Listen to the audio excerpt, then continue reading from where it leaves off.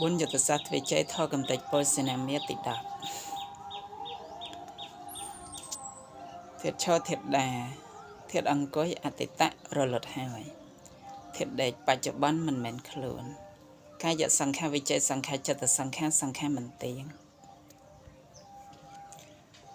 អតីតអនាគតបច្ចុប្បន្នថយចិត្តទឹកថយណានិមតតែមានការកាត់ជាធម្មតាថយទាំងអស់នោះរមែងមានការរលត់ទៅវិញជាធម្មតា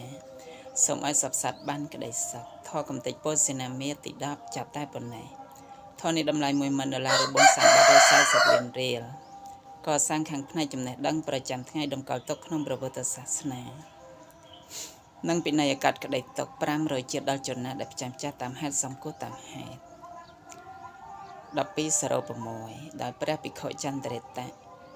ហៅបណ្ឌិតជាម្ចាស់ក្បួន